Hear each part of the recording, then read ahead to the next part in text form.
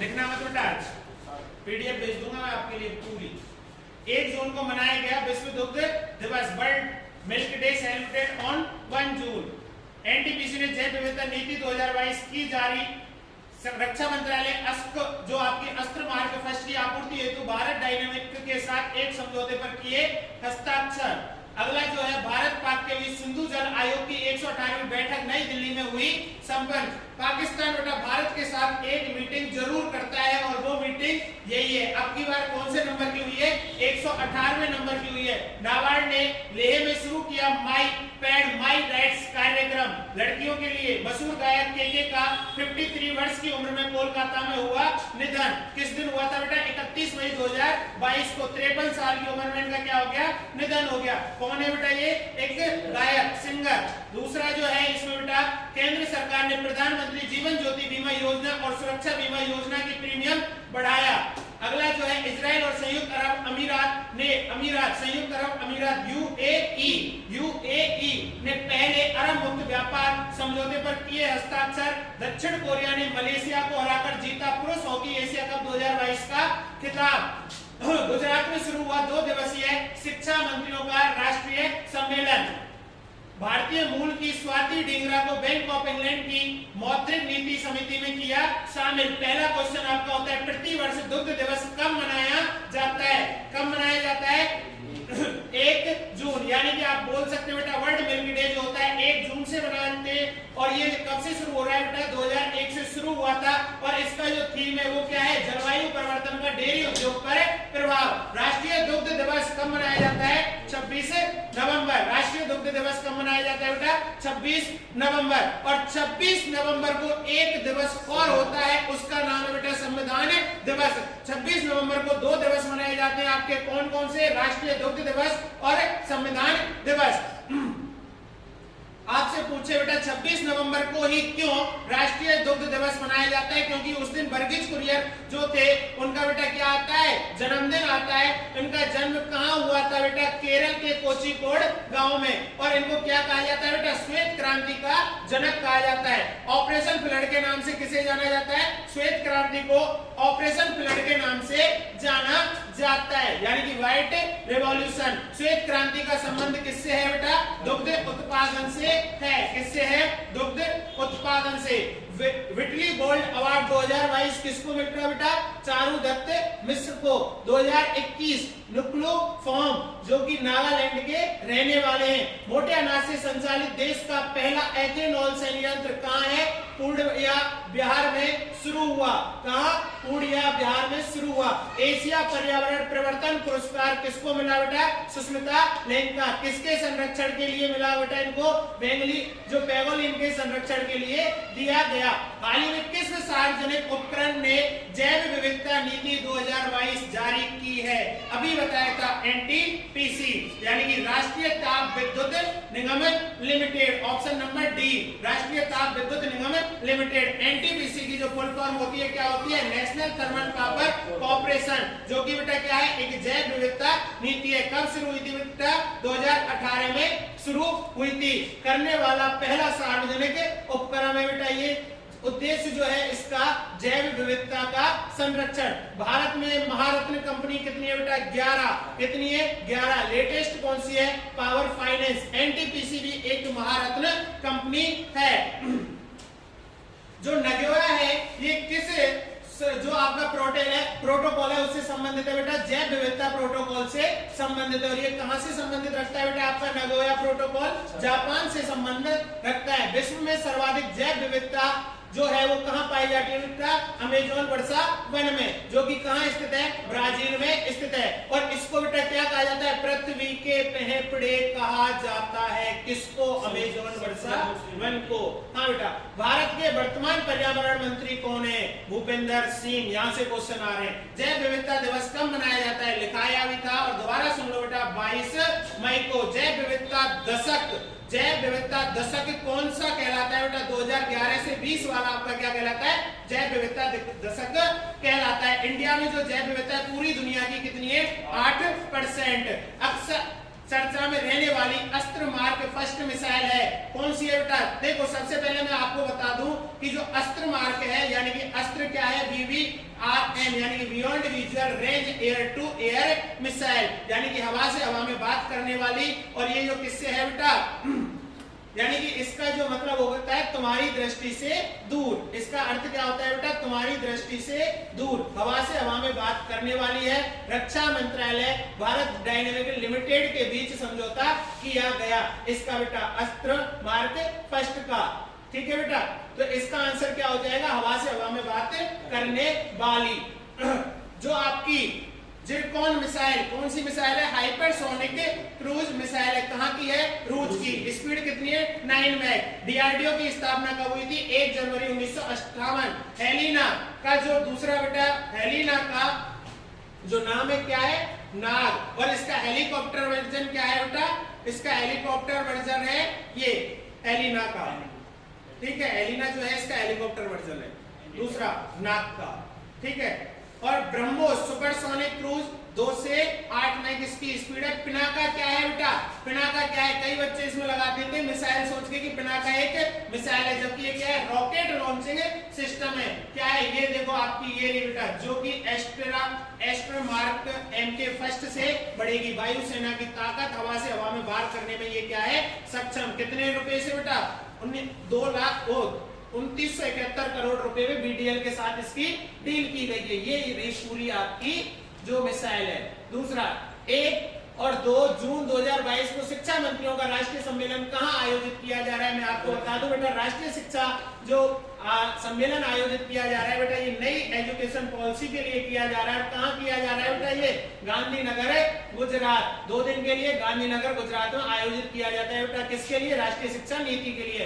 आपसे अगर पूछ ले वर्तमान में शिक्षा मंत्री कौन है? वर्तमान में शिक्षा मंत्री कौन है? मैंने आपको अभी कल परसों लिखाया था, धर्मेंद्र प्रधान। कौन है? धर्मेंद्र प्रधान। शिक्षा जो आपकी है वो कौन सी समवर्ती सूची का विषय है? वो शिक्षा किस सूची का विषय है? समवर्ती सूची का विषय है। पहले किसका हुआ करता था बेटा? ये राज्य सूची का विषय हुआ करता था। 42वें संविधान संशोधन के द्वारा इसको किसमें कर दिया था बेटा? समवर्ती सूची में कर दिया था। राष्ट्रीय शिक्षा नीति 2020 किस समिति की सिफारिश पर तैयार होती है बेटा? किस शिक्षा समिति? कस्तूरी रंगन समिति की सिफारिश पर। परम अनंत सुपर कंप्यूटर कहां बनता है? IIT गांधीनगर। बेटा 34 सालों के बाद में तैयार होती है कौन सी? राष्ट्रीय शिक्षा नीति। पिछली बार 1986 में हुई थी और अब की बार जो हो रही है 2020-21। भारत के वर्तमान शिक्षा मंत्री धर्मेंद्र प्रधान।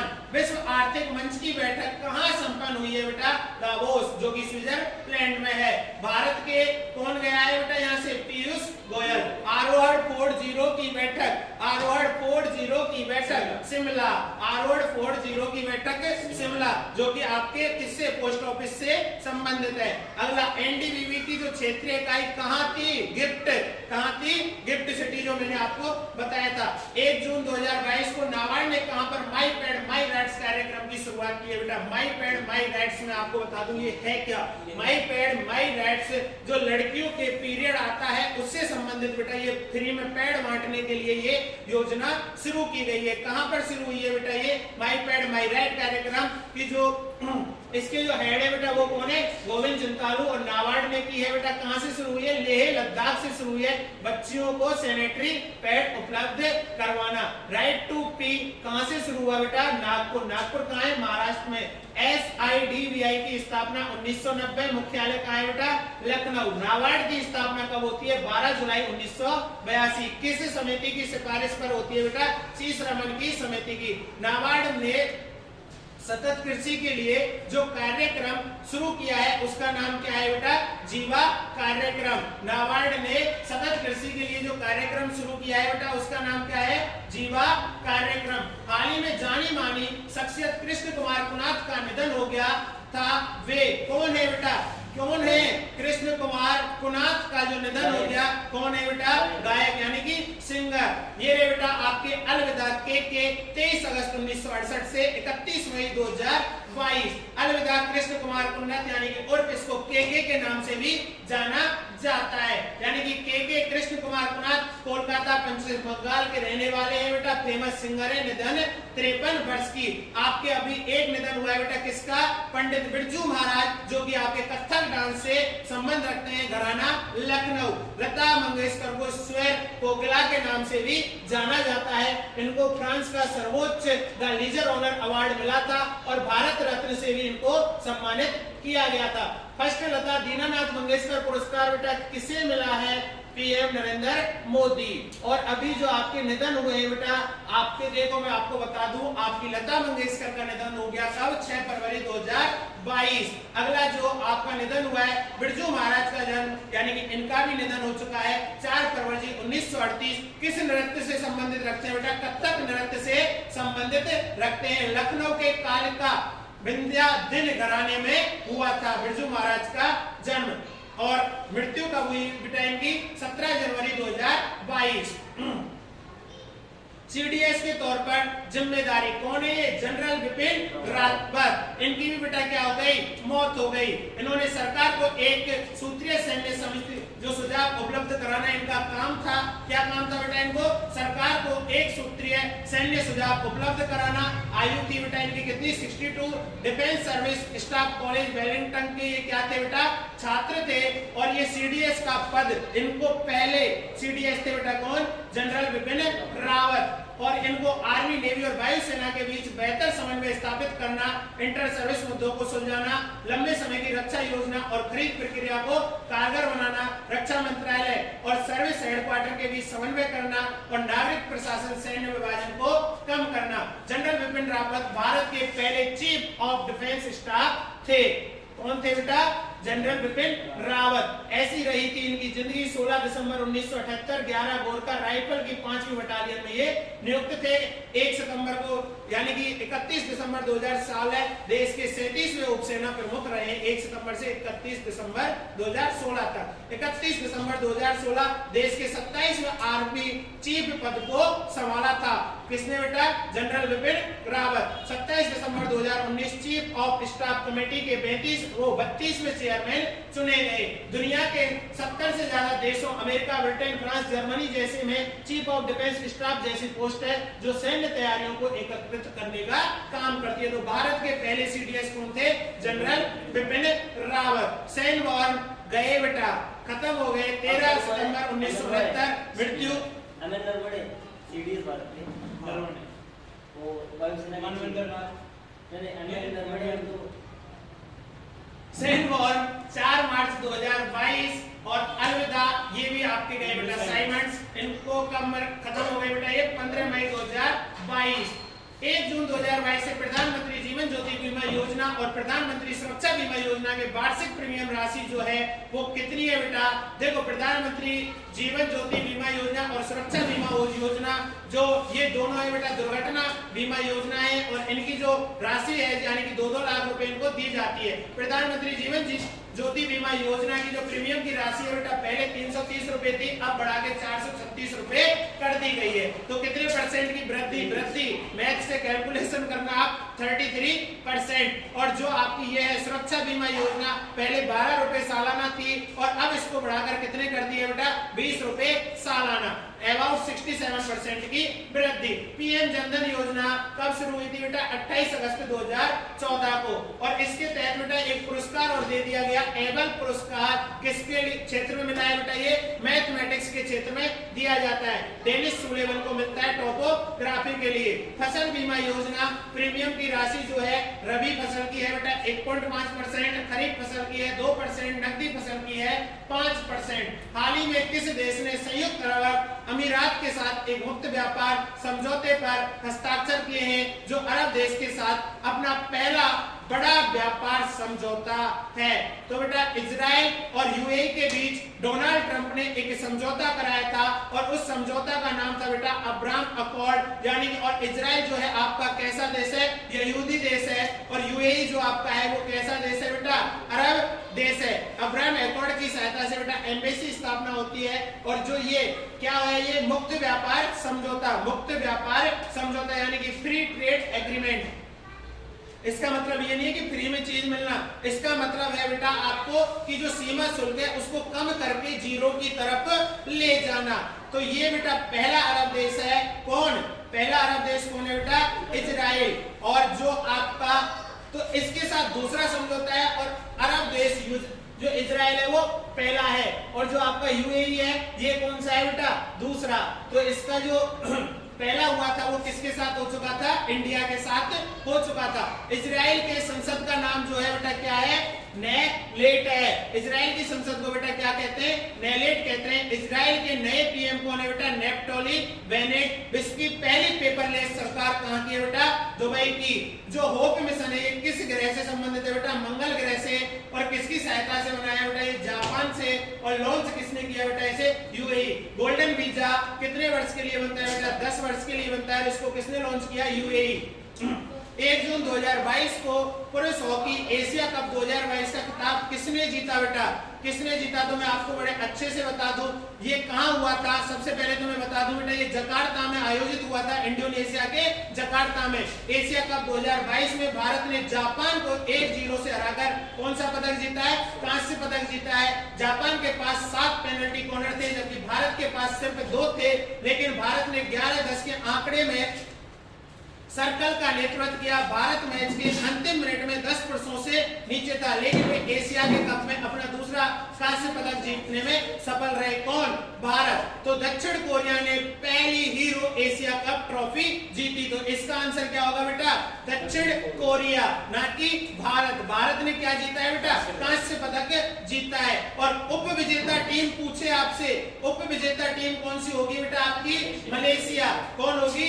मलेशिया। और विजेता पूछे तो कौन सी होगी? दक्षिण कोरिया। की उम्मीदों को धराशायी कर दिया क्योंकि उन्होंने जीबी के स्पोर्ट्स एरिना में रोमांचक 2-1 से अंतिम जीत के साथ सर्वोच्च शासन किया। यह 5वीं बार है जब कोरियाई पक्ष ने प्रतिष्ठित ट्रॉफी जीती है। 5 टाइम्स। पहला 1994, दूसरा 1999, तीसरा 2009 और 2013 और अब की बार खिताब जीता है। पहली बार खिताब पर किया कब्जा। जब इंसान किसी चीज को करने की ठान लेता है तो असंभव भी संभव बन जाता है। भारतीय पुरुष बैडमिंटन टीम ने भी ऐसा ही कर दिखाया। रविवार को बैंकॉक में खेले गए फाइनल मुकाबले में भारत ने इंडोनेशिया को 3-0 से मात दी और फाइनल मुकाबले में 14वीं बार की चैंपियन इंडोनेशियाई टीम को जीत का दावेदार बताया जा रहा था, लेकिन भारतीय खिलाड़ियों ने सारे अनुमानों को गलत साबित कर दिया। ठीक है बेटा। 41 साल बाद जो रिकॉर्ड बनाए वो यही है। कौन सा? हॉकी का। कौन सी टीम को हराया है बेटा इन्होंने? कौन सी टीम को हराया है बेटा?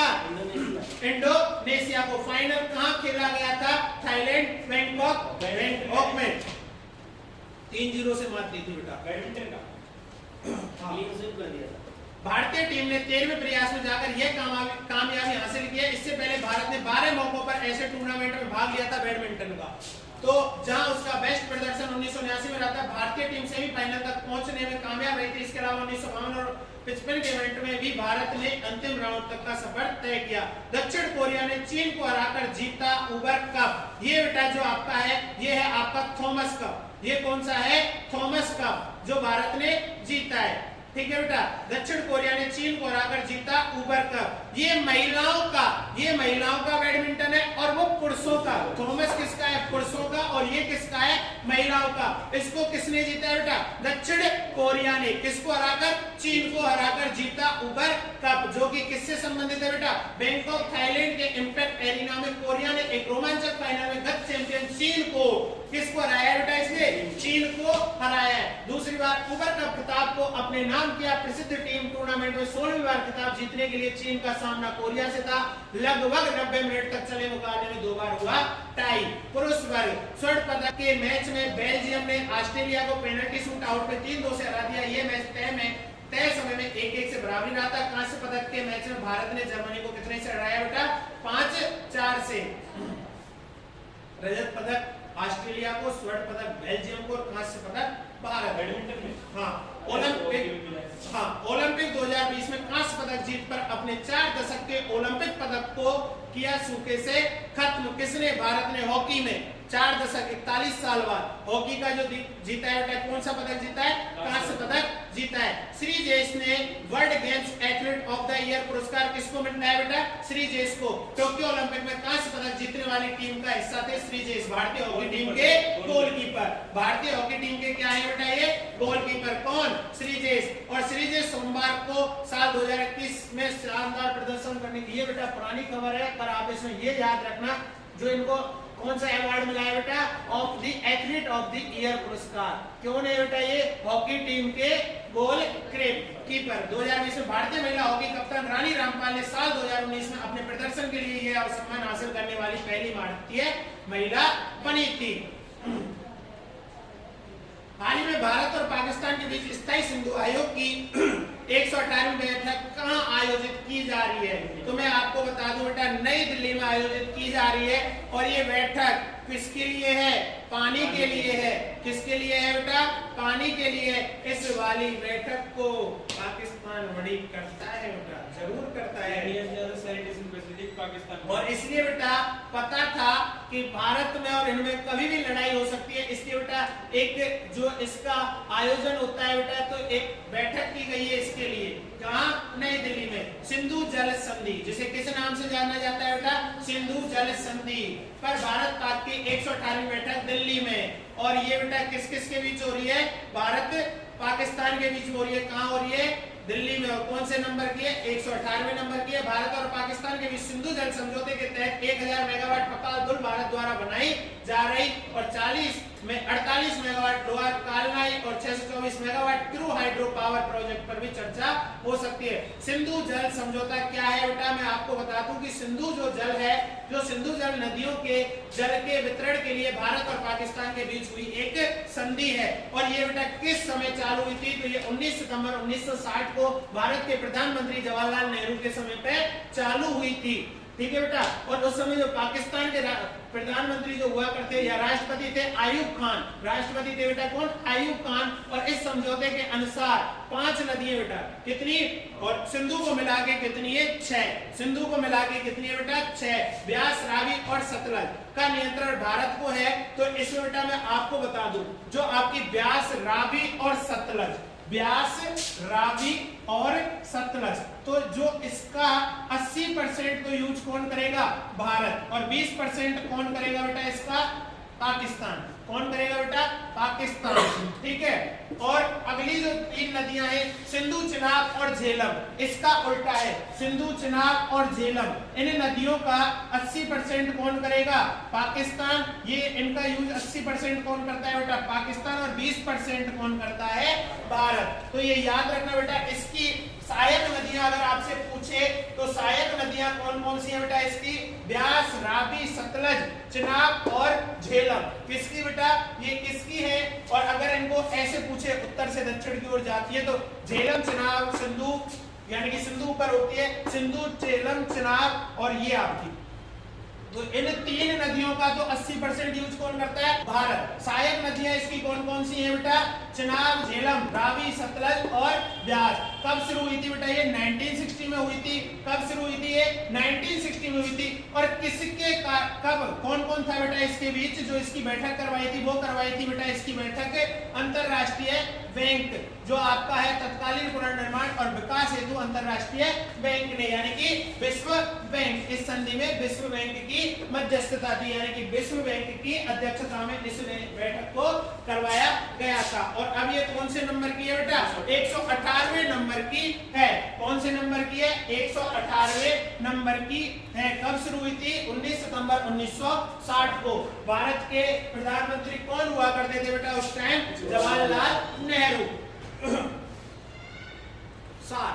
सार्क क्या है? South Asian association for regional cooperation. कितने मेंबर है बेटा? सार्क का अंग्रेजी नाम south Asian association for regional cooperation, और इसको हिंदी में दक्षिण एशियाई क्षेत्रीय सहयोग संगठन कहा जाता है। सार्क की स्थापना 8 दिसंबर 1985 में बांग्लादेश के ढाका में सार्क चार्टर पर हस्ताक्षर करके हुई थी। इसका फेस्टिवल है 17 जनवरी 1987 को काठमांडू में स्थापित किया गया। अगर अब आपसे पूछे कि इसका हेडक्वार्टर कहाँ है, तो इसका हेडक्वार्टर बेटा कहाँ है, काठमांडू में है। इसकी स्थापना दक्षिण एशिया के 7 देशों बांग्लादेश, भूटान, भारत, मालदीव, नेपाल, श्रीलंका और पाकिस्तान ने मिलकर की थी। अब इसमें बेटा एक देश और जुड़ गया है, वो कौन सा है,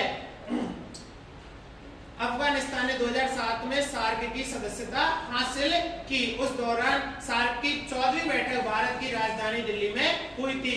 सार्क का मुख्यालय काठमांडू में है। सार्क दिवस प्रत्येक वर्ष 8 दिसंबर को मनाया जाता है। सार्क का प्रथम सम्मेलन ढाका में दिसंबर 1985 में हुआ था। संगठन का संचालन सदस्य देशों के मंत्रिपरिषद द्वारा नियुक्त महासचिव करते हैं, जिसकी नियुक्ति 3 साल के लिए देशों के वर्णमाला के क्रम के अनुसार की जाती है। दक्षिण एशियाई क्षेत्रीय सहयोग पर इस घोषणा को 1983 में नई दिल्ली में विदेश मंत्रियों द्वारा अपनाया गया था। ये है आपका सार्क, ये है इसके देश, अफगानिस्तान, बांग्लादेश, भूटान, इंडिया, जो भी है ये इसके देश हैं। आप उनको याद कर लेना बेटा, ठीक है। नया देश अगर पूछे तो कौन सा है, अफगानिस्तान। हेडक्वार्टर कहाँ है, काठमांडू, जो कि कहाँ पर है, नेपाल में है। काठमांडू कहाँ पर है, नेपाल में है, ठीक है बेटा। ये है आज के आपके पूरे क्वेश्चन।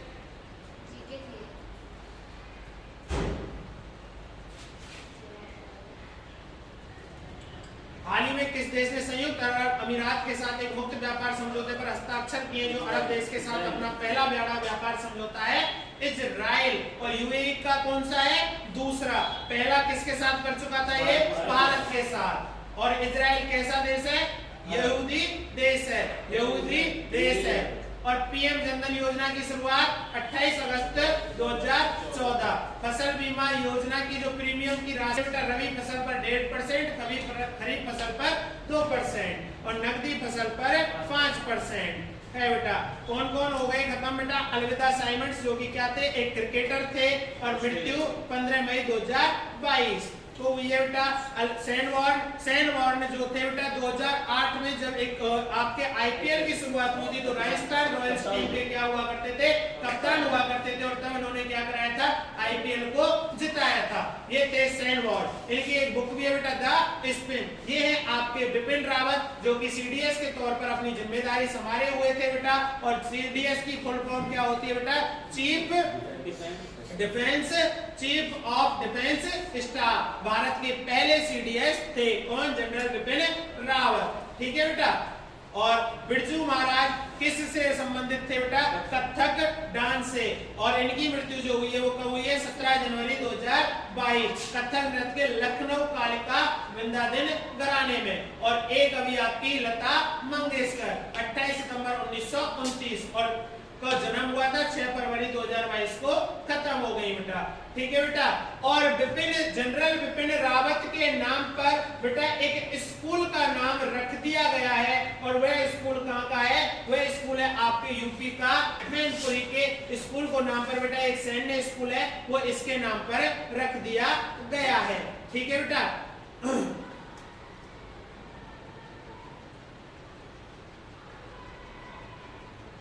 कृष्ण कुमार और एक सिंगर और खत्म हो गए, आपको पता होगा, सिद्धू मूसेवाला, ठीक है बेटा। केके यानी कि इसको केके के नाम से भी जाना जाता है। ये भी कई बार डायरेक्ट आपको बेटा केके आ सकता है। और नाम पूछे तो कृष्ण कुमार कुनाथ, क्या है, कृष्ण कुमार कुनाथ क्या थे बेटा, एक गायक थे। क्या थे, गायक थे। नाबार्ड की स्थापना 12 जुलाई 1982। नाबार्ड की स्थापना 12 जुलाई 1982।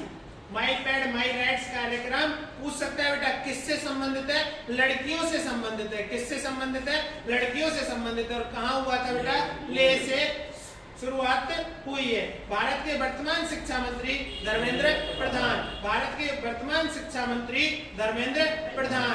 विश्व आर्थिक बैठक, जो आर्थिक मंच की बैठक कहाँ संपन्न हुई है बेटा, दावोस। भारत से कौन है, पीयूष गोयल गए हुए हैं। राष्ट्रीय शिक्षा नीति 2020 किस समिति की सिफारिश पर तैयार हुई है बेटा, कस्तूरी रंगन समिति की सिफारिश पर तैयार हुई है। क्या भारत के पास कोई हाइपरसोनिक मिसाइल है, क्या भारत के पास कोई हाइपरसोनिक मिसाइल है, नहीं है। हाइपरसोनिक मिसाइल केवल कौन सी है, जो अभी बनी है, जी क्रॉन। कहाँ की है बेटा, रूस रूस यानी कि रसिया, इसकी स्पीड बहुत तेज है। विश्व की सबसे तेज जो मिसाइल है वो कौन सी है बेटा? सुपरसोनिक जो मिसाइल है ब्रह्मोस, जो कि किसकी है? भारत की। किसकी है बेटा? भारत की। ऑपरेशन फ्लड किसे कहते हैं? श्वेत क्रांति को ऑपरेशन फ्लड कहते हैं, व्हाइट रिवॉल्यूशन किसे कहते हैं? और इसके जो जनक है बेटा किसको माना जाता है? इसके जनक वर्गीज कुरियन को।